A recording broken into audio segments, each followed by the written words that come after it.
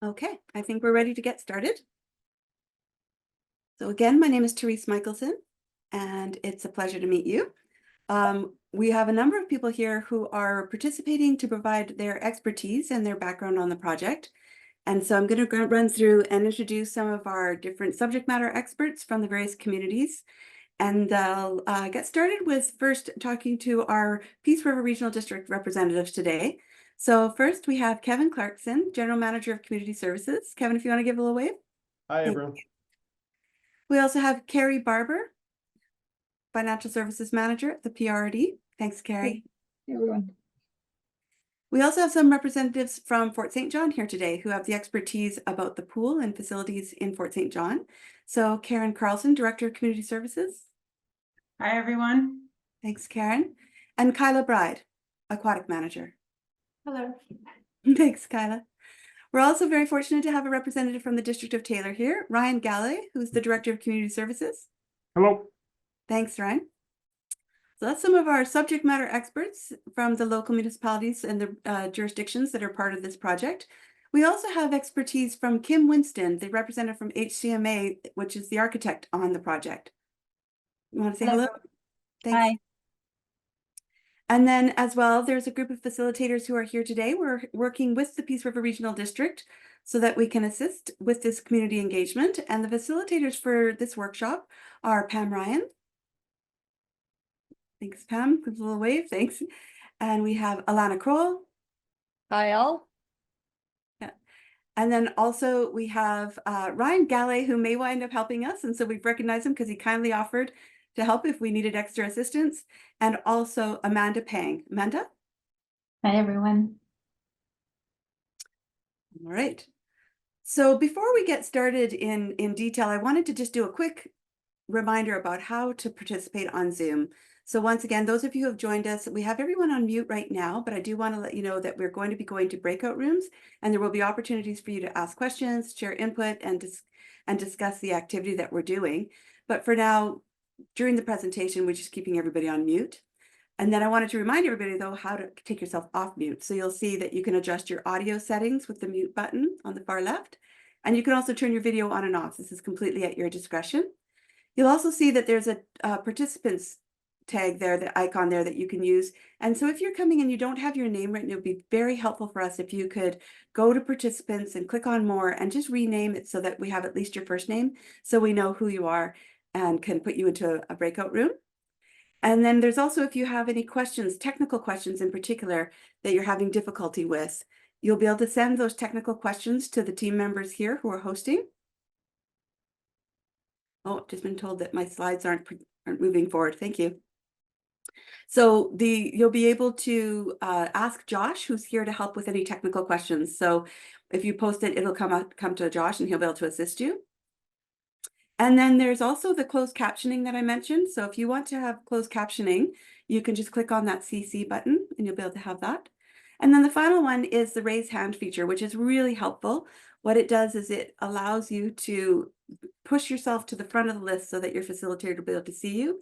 So you click on reactions and then click on raise hand, and that'll help you come to the top so we can see you easily in the breakout rooms. So as I mentioned, we're going to be moving into those discussions at the breakout rooms. But for now, what we're going to be doing is all participants are going to have muted and use your reactions if you do have questions in breakout rooms, and you can change your name. I've covered a lot of this already, but I wanted to make sure that everybody, so we've got a couple more people adding in here. So if you could just give me a minute, because I'm giving a lot of instructions right now and we're still a few participants joining us.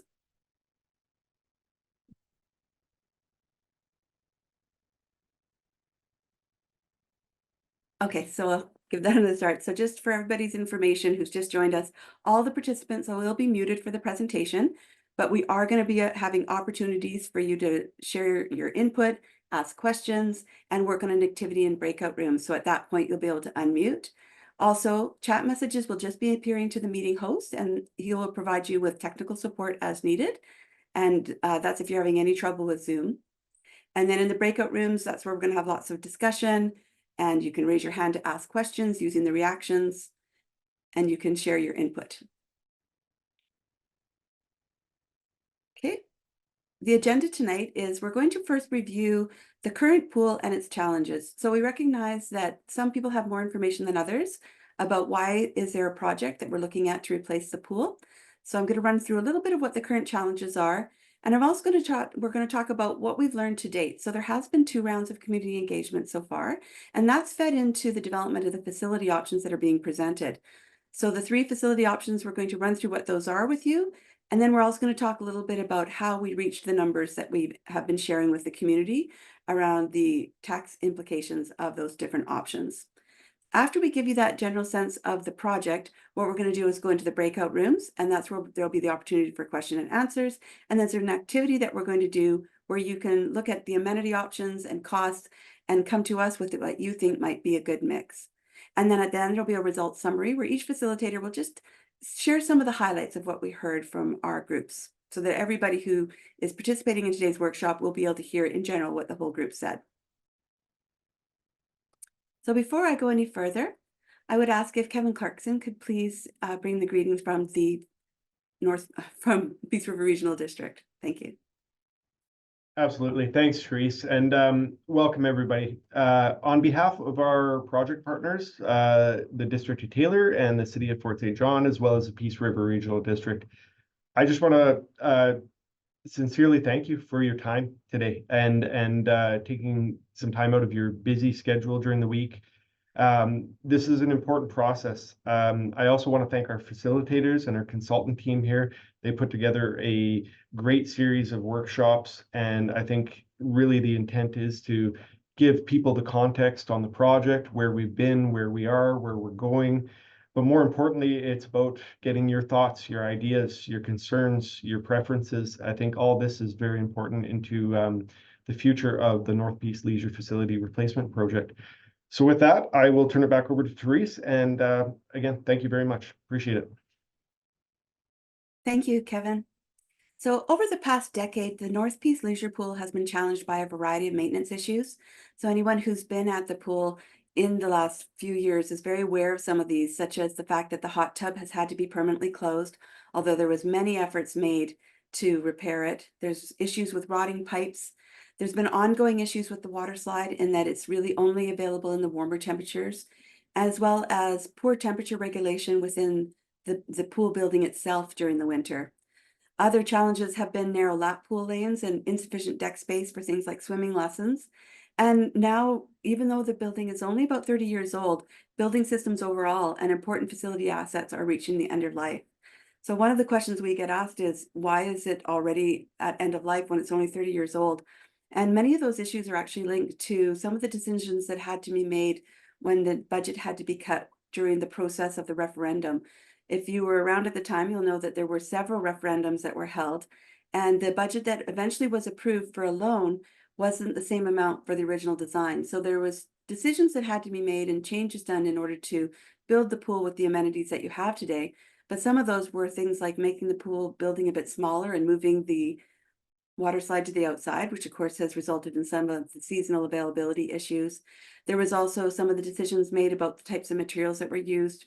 So as an example, less expensive materials were used, such as pipes that were not as thick as maybe the standard pipes available.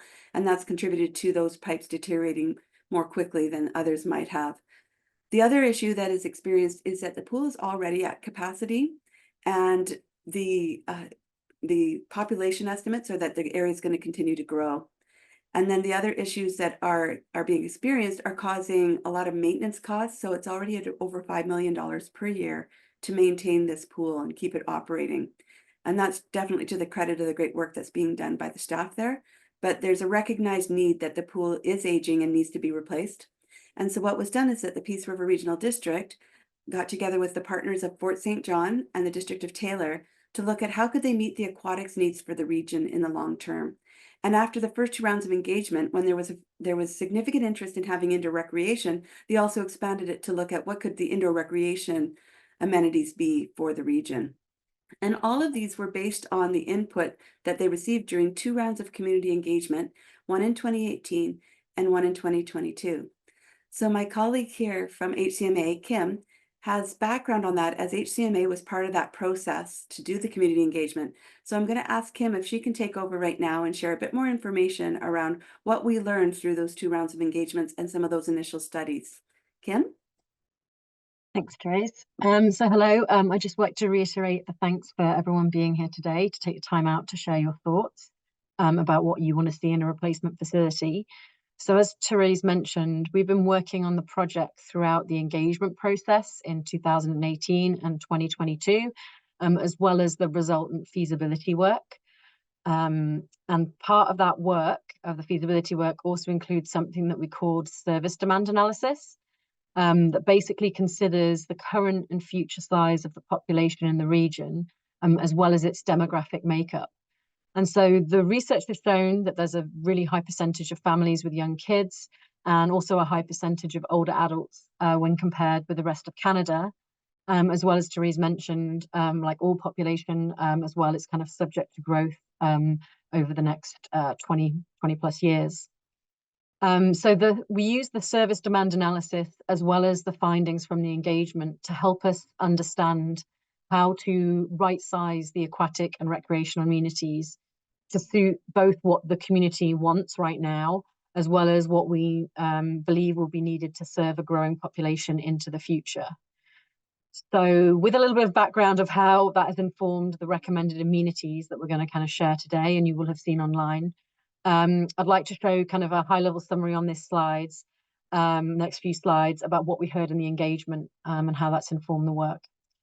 So the first kind of like general principles of what we heard in the engagement, the previous engagement, was that clearly people felt that the current facility is too small. So there was a consistent theme around the need to increase the size, but not just the size, also the range of spaces and activities that are on offer. So we heard as well that people in the region are looking for a multi-use facility that allows them that kind of one-stop shop for all their sort of recreational needs.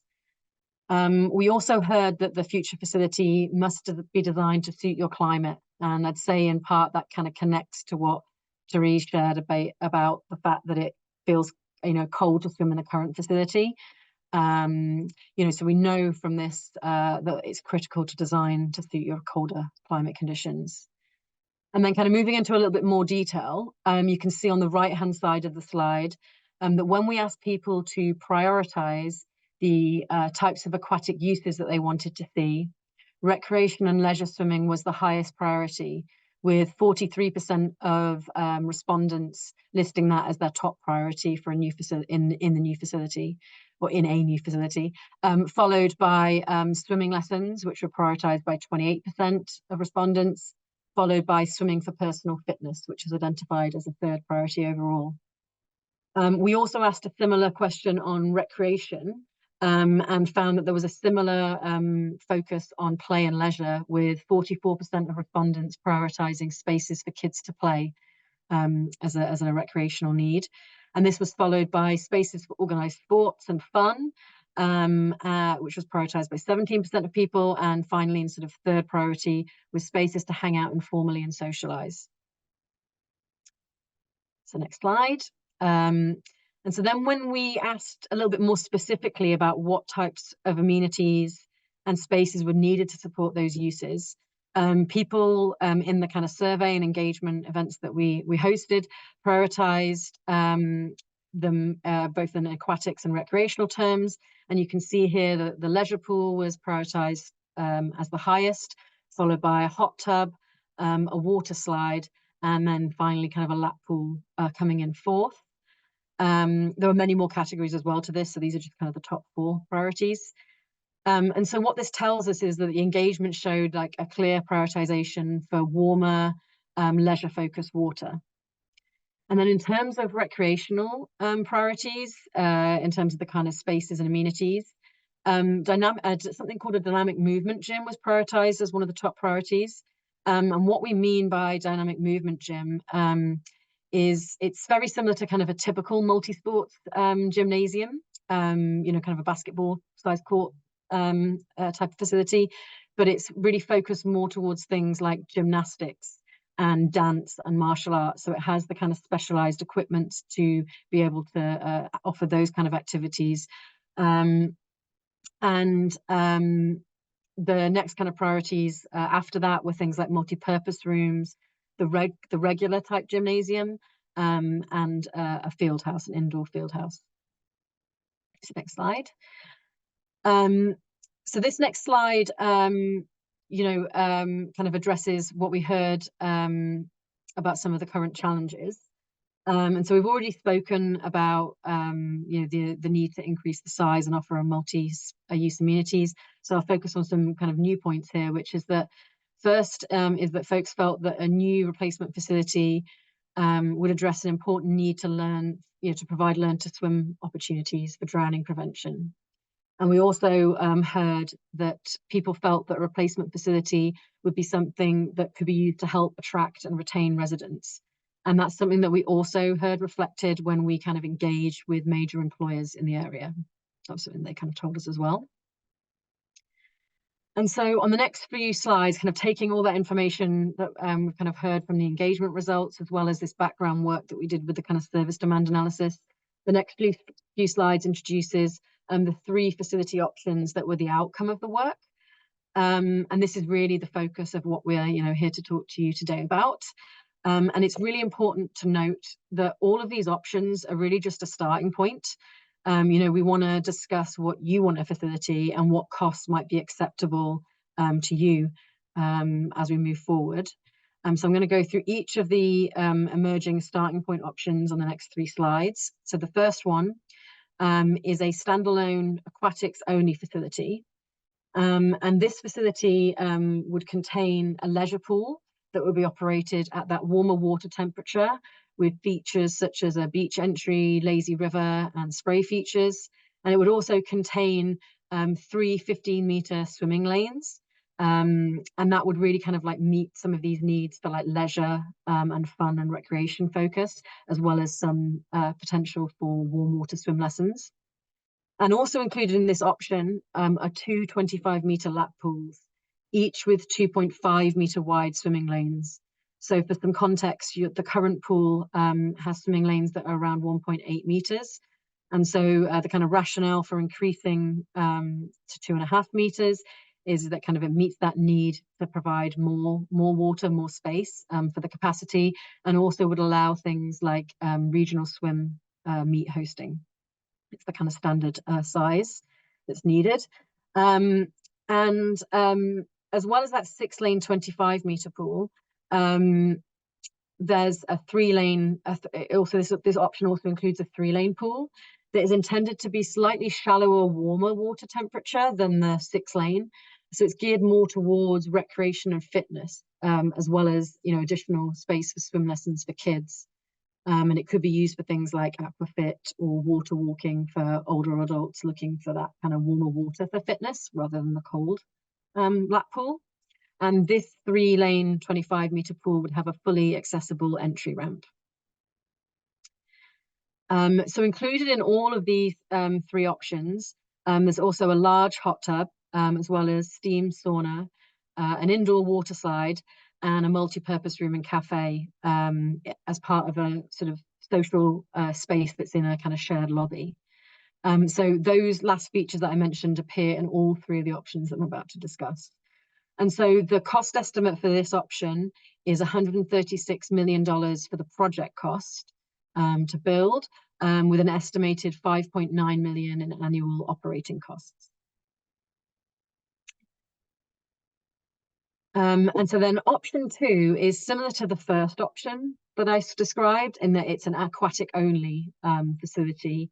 However, in this option, the 9 lanes of 25-meter pool tank are replaced with a 10-lane 50-meter pool that would also have 2 bulkheads, which are those kind of movable walls that can help subdivide the pool where needed, as well as a movable floor, so that the shallow end could be adjusted to different heights or different depths for different activities, be that aquasize or swim lessons.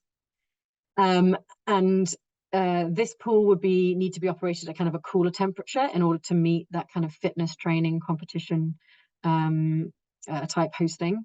And there's also additional spaces, support spaces provided for that. including, a larger spectator and seating capacity as than the previous option, as well as some additional space for judging and timing. And then in order to meet those needs that we kind of spoke were identified in the community engagement and also the service demand analysis, the leisure pool in this option has been increased in size from the previous option in order to kind of accommodate 3 lanes of 25 meters within that warmer water, so that it can kind of meet that recreational needs as well as like warmer water swim lessons. And so the cost estimate for this option is $284 million, with an estimated $8.8 million in annual operating costs. And then the final sort of test option that we worked on was this option 3, which takes the first option that we showed, which was those 2 25-meter lap pool lanes with leisure water, but then combines it with the full suite of recreational amenities that were requested in the engagement. And so this includes additional space for gathering and socializing, so more of that informal social spaces, as well as 1 dynamic movement gym, so that's that gymnastics, dance, martial arts space, 2 multi-purpose sports gymnasiums, so that high school basketball size, as well as 3 indoor sports field as part of a field house, an indoor field house. And so the cost estimate, the project cost estimate for this option is $280 million, with an estimated $6.6 million in annual operating costs. So I know that's a lot of information, and as Therese mentioned, we're going to have some time, as part of the breakout groups for discussion, and you can ask further questions. But before we kind of hand over to Therese and jump into that aspect, I want to talk a little bit more about those costing numbers. And Therese will also then kind of give you some information about the tax implications for you. So the estimated facility costs at the project costs that I spoke about are based on construction taking place in 2026 and those operating costs starting in 2028. And the actual project costs will depend on the final design and also the timing of construction.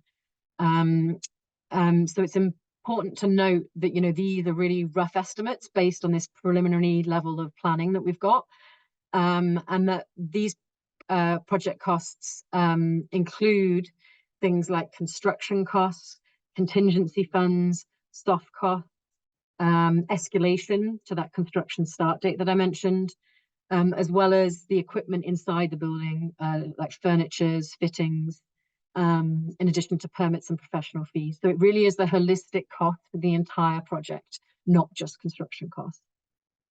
And once a preferred option is kind of determined, more detailed planning will be completed, and that will allow us to provide more accurate estimates to consider when making a final decision for project approval.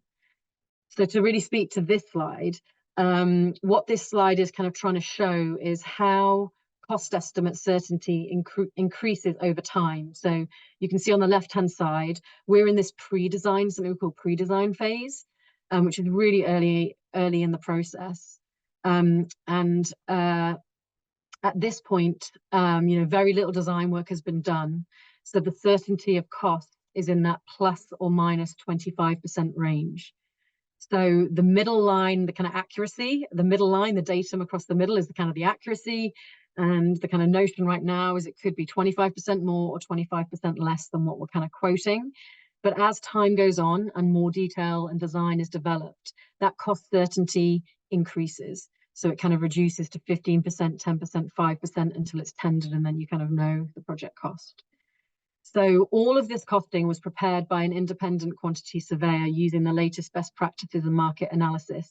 We'd also just like to kind of flag that the recommendation was also to include an additional 50% remote construction factor to help provide a conservative estimate for you to kind of assess at this point. So while these are estimates only, it sounds like there's kind of a lot of variance and tolerance in that. We really felt it was important to provide this information so that it can help inform decision making to the decision makers and your feedback. because we know that, costs are really important, especially when it comes to what it might mean for you. So with that, I'm going to hand over to Therese to kind of talk a little bit more about that.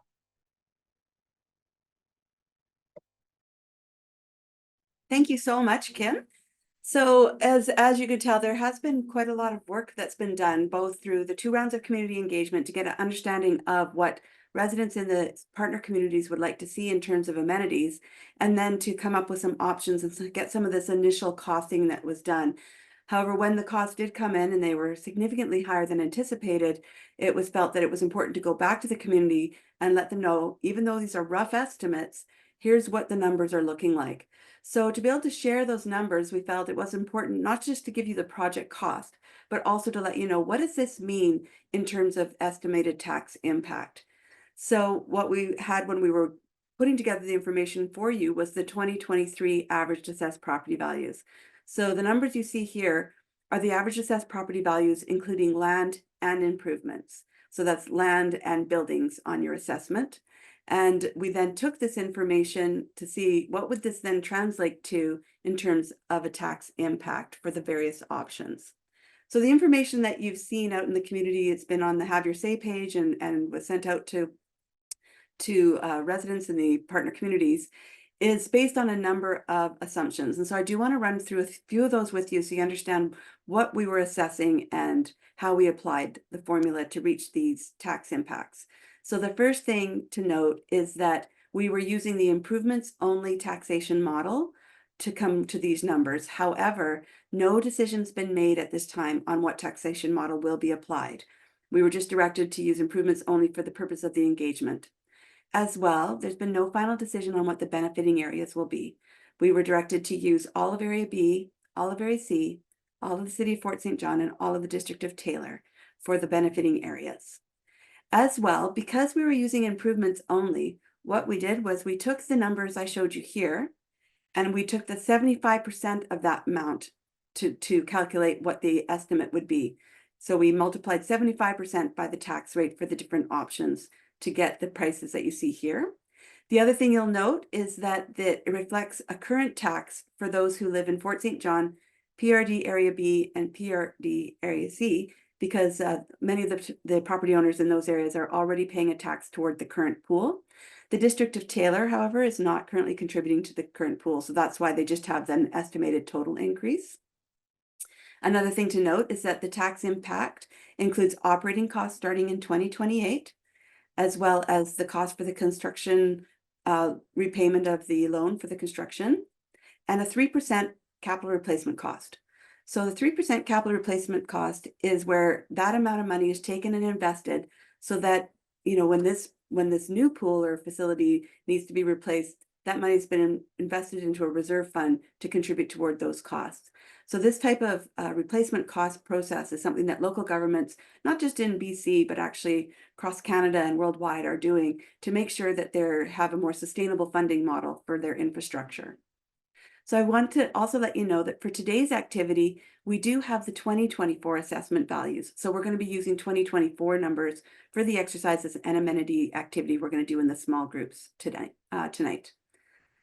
So as you'll see, the tax impacts do vary by jurisdiction, but the tax rate is the same for all. So next steps, and this is really important because we are there are going to be more opportunities, and they're going to be at workshops that we're scheduling to take place in May, as well as a community survey that will provide other opportunities for feedback. So people will be able to go online and do it, but there's also going to be a statistically valid phone survey. So that's one of those things where in the information we're sharing, we're going to be saying to people, hey, if you get a call from Research Co. about this pool, please do the survey, please do the telephone survey. It's legitimate and it's for this project. So those are going to be taking place in May. And the other thing that has been talked a little bit here is that this project will also require borrowing money. So a referendum related to the loan will be required. And all of the tax and cost impacts that we've talked about so far are based on all 4 jurisdictions participating in the project to share the costs and benefits. So if a jurisdiction votes against participating, the cost would increase would significantly affect the others. So the project would be paused and reassessed. So that's kind of generally, we're going to be out again in your communities and in mid-May, and we're really hoping that all of you who have been so wonderful about coming here to give us your input will be able to come and talk to us some more. And please do tell your friends and neighbors and others in the partner jurisdictions that there's definitely more opportunity to get involved and to ask questions, share input, and weigh in on this project. So with that, that is the end of our workshop. And I want to thank everybody again. Thank you all of the subject matter experts and our facilitators, and most especially all of our resident participants who took your time out on an evening to share your input. Very much appreciate it. Thanks, everybody.